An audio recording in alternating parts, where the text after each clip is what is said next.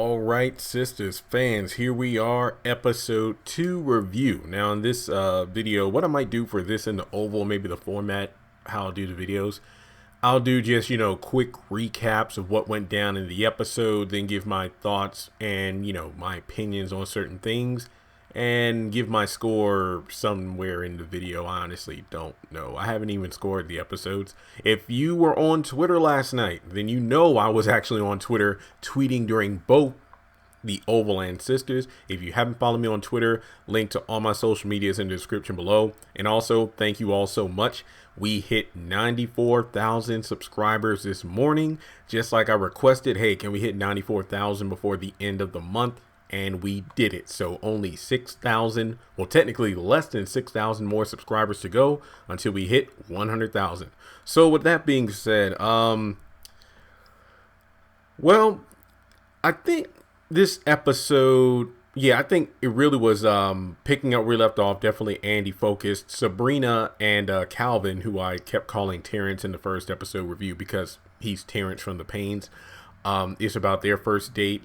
Well, technically second, if you don't count when he came to the bar, Freddie P's. What was it? Freddie P's in the last episode. But in any case, Andy's freaking out over Jasmine, the fact that she's sitting across from the wife of the man that she's been messing around with for the past, 6 months or so. Calls Karen on the phone about how this is a definite conflict of interest. I got to figure out a way to get out of this.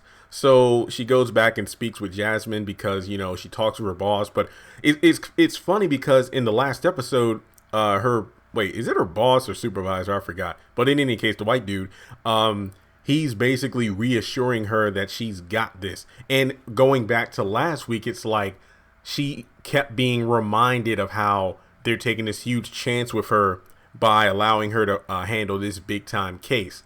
And she ended up succeeding, making the company, what was it, like $6 million or something like that, based off that huge settlement.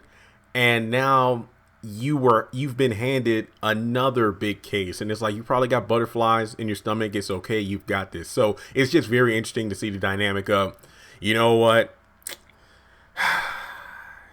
I'm gonna go ahead and let you take care of this, but you better not screw up. Then you succeed and break records. And then the next time you come to your boss with a bit of a situation, I believe in you. You can do this.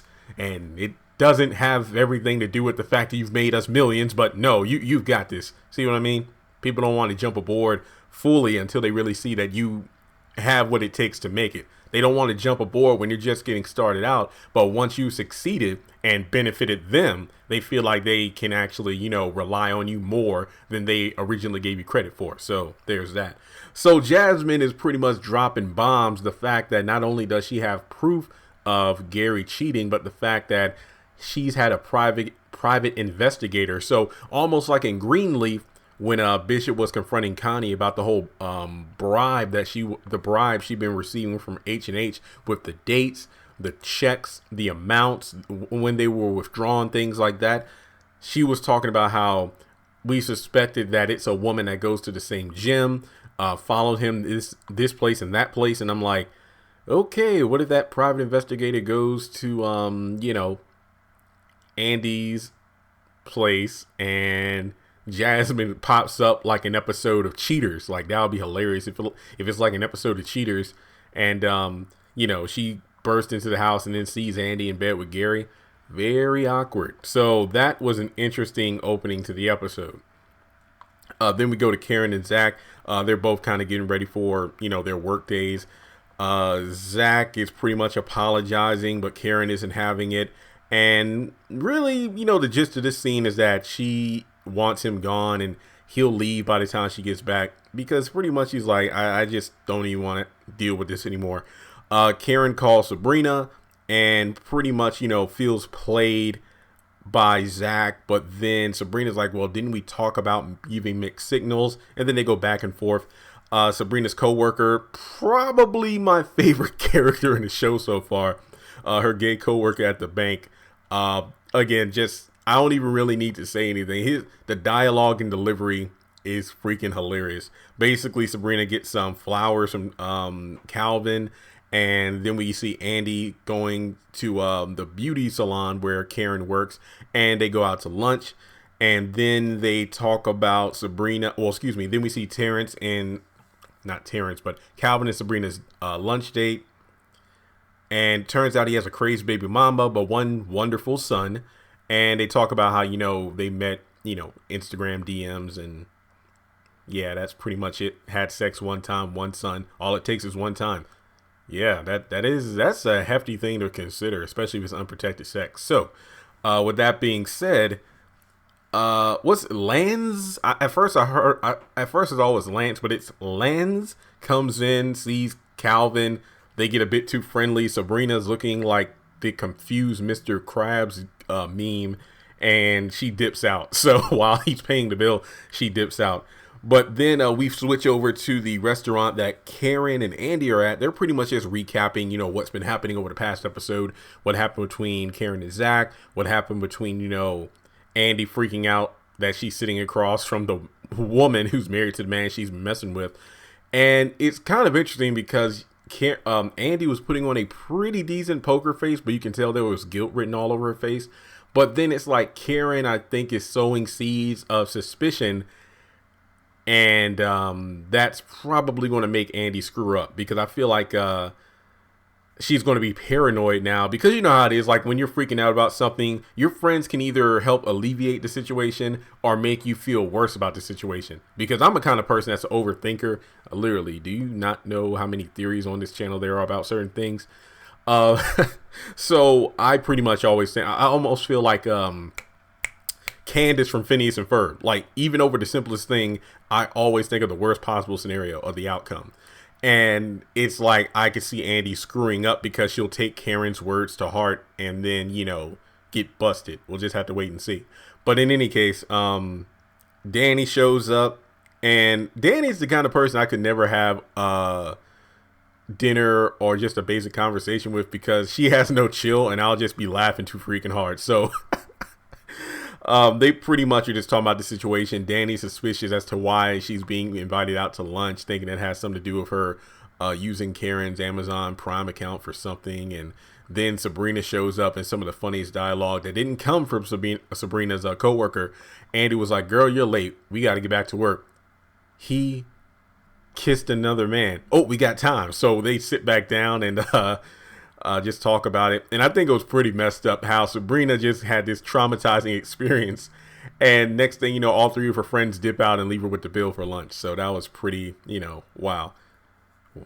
Gotta love friends, right? So after that, she's talking with her coworker about Calvin and seeing if Calvin can pretty much figure out whether or not, or excuse me, asking the coworker to see if Calvin is really gay or not, pretty much to put water on the fires of her suspicion. I don't even know why that analogy came into mind, but hey, that's what happened. Let's see. Andy talks to her boss about the conflict of interest, and oh man, this is a heartbreaking scene, because once again, the boss, who didn't really believe in her in the last episode, was telling her about, whoa, you know what we can do? We can see if we can bump up your salary. What do you say, like, what was it, 11,000, 1,100? I forgot what it was, but I'm just sitting there the whole time thinking to myself, if I were in the position where I could make the money to pay off my student loans, that conflict of interest will be settled in one shape or another, because I'd rather deal with a conflict of interest than the emails, phone calls, and letters I receive from Sally Mae. So, I mean, hey, let me pay off these bills, and whatever happens after that, happens after that. That's all I'm saying. Like, if Andy got out of the situation with, Gary, and then the divorce went down, and, well, then again, there's no way that Gary and Andy wouldn't meet face to face, whether it be to try to settle out of court or if they're in court, because it's like, ew, if Andy's able to get a crap ton of money from Gary, that means he's not going to have as much money, but then Andy would be making a lot of money from the firm and possibly a boost for her own, pockets. So yeah, if somebody told me, yo, you got to represent this, guy who wants to divorce. Wait, I'm not an expert in this. Typically, don't we only see women going to divorce court? I'm not saying men can't do it. I just can't think of any prominent movies or TV shows where we see a man filing for divorce. So I don't know. But then again, most divorces are like celebrities, and we see that in the public eye. I think the only time I recall a man making demands in the sense of a divorce was Mary J. Blige's ex, I think. But yeah, that's all I'm saying. Like, Jeremy, you need to represent this man because he found out his wife is cheating on him with another man. And then it's like, if I'm that other man, what would I do? But it's like, well, hey, if I pay off my student loans, but hey, that's all I got to say on that. But the boss pretty much, it's kind of hard to tell what he meant. I think I need to rewatch that scene. I think it was hard to interpret what he was telling Andy, like, go home. It's like, am I fired? No, I just wanted you to go home and think about the conflict and to see how big it really is. So I think he suspects that Andy is one of the reasons that Jasmine wants the divorce. But at the same time, the fact that Jasmine is friends with the woman that Andy helped out in the previous episode, who's part of this large women's group, wealthy people. If Andy doesn't represent Jasmine, that can mean the firm loses out on millions of dollars. So it's like, look, deal with this conflict. Yeah, I think my way of interpreting it was deal with this conflict, handle business, and that's pretty much it. But basically, he's like, just forget this conversation we had in regards to all the benefits that Andy would have gotten over her other, the other lawyer who's on her same level but went to Harvard. Dang, that would suck. That sucked. Let's see. Karen goes off on a rude guy at the grocery store. What's his name? Dang, I wrote it down. What was it? Aaron or something? I forgot. Either way, they had ice cream at the end of the episode. That was actually a pretty good scene. I mean, Karen's just walking around, notices, what was it? I'm going to assume a husband and wife and their child are grocery shopping. Guy comes up. It's not all what it's cracked up to be. Marriage. Karen kind of brushes him off. Then he goes into the, oh, wow. See, that's why it's hard to give sisters a chance. You always got an attitude and this and that. Then she goes, I just love how there was like a random assortment of women who pop up out of nowhere, like the female Avengers and Avengers Endgame. It's like, Captain Marvel's there, then all the women just magically pop into the same area. It's like, oh yeah, all the women in this grocery store are in one spot. Like, was he the only guy in the store? But I still laughed though. It was a pretty good scene. So, but then they share ice cream at the end of the episode, and to be honest, I wanted ice cream too. But it was like 11 and I was sleepy, so I did not eat ice cream that night. Yeah, what's up with this show and food? It's like in the last episode, Gary gave Andy that cupcake at the beginning, and I wanted a cupcake. Then at the end of this episode, Karen and the guy share ice cream in her car, and I'm like, what's next? Donuts in the next episode? I see. Yeah, that's my guess. There's going to be donuts or candy in the next episode. So, Aaron. I couldn't read my own handwriting. It's Aaron and Karen. Look at that.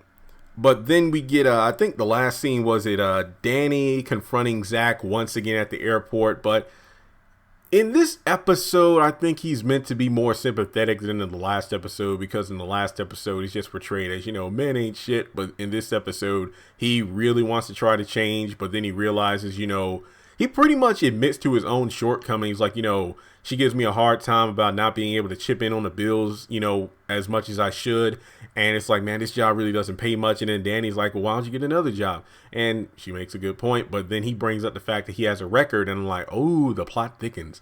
But then it's like, as soon as he admits his shortcomings, she's like, oh, there you go. Now you're taking out your emotions on her. And I'm like, I'm thinking to myself, well, in a way, I can kind of see what Danny means. But in a way, I don't, because it's like, let's say if I was dating a girl and I wasn't able to afford, going out on a lot of dates, or pretty much because she comes from like a higher class in terms of the way she grew up or where she is now. Like if she makes way more money than I do, or, some along those lines, and I'm not able to treat her as much as I wish I could.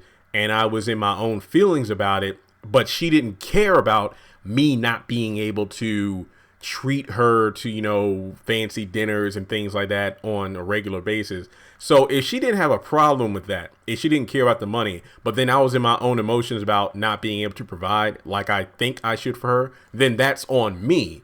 But the fact that, Zach was actually being vulnerable for a change, and then Danny just assumed that, oh, you're going to take this out on her.